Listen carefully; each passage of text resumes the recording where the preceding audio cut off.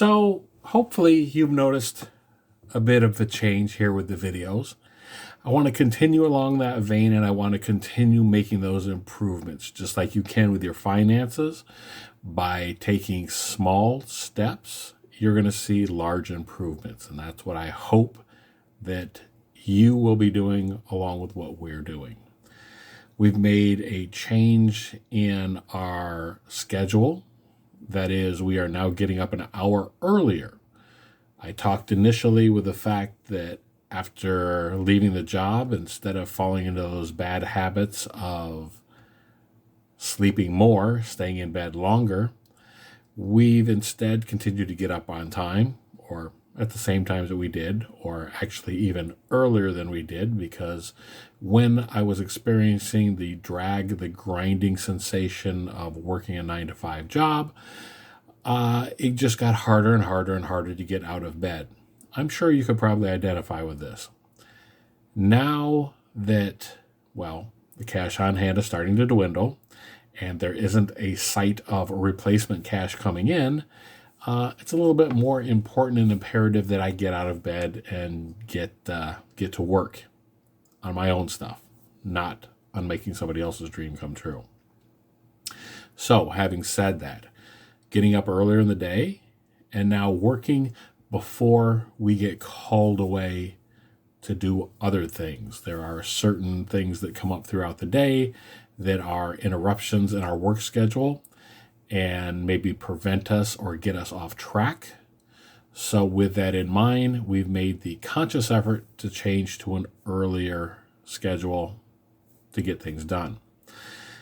I did mention that the money is starting to dwindle. I've also mentioned that it's hard to explain to other people what you're doing if you don't have a clear plan yourself, but that, in my estimation, a plan is just a list of things that don't happen. It's important to keep your plans loose so that they can be changed and not interrupted or even broken.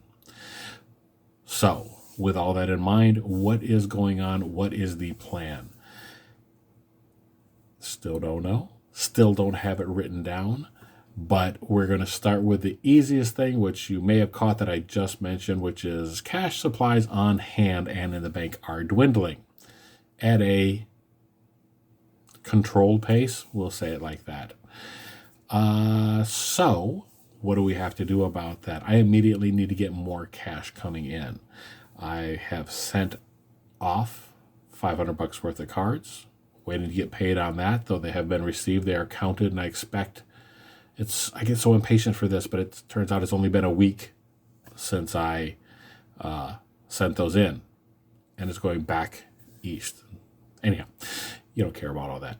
Here's the point. I've got to get that next batch of cards ready to go. That is the easiest and the simplest way that I am able to make money. I turned in the comic books, sold those. That's a one-shot deal. The magic cards is a trick that I can repeat a couple more times, and to that end, I will be doing that. If you watched the last video, you know that I was then presented with the opportunity to sell to somebody locally, putting cash in hand right away.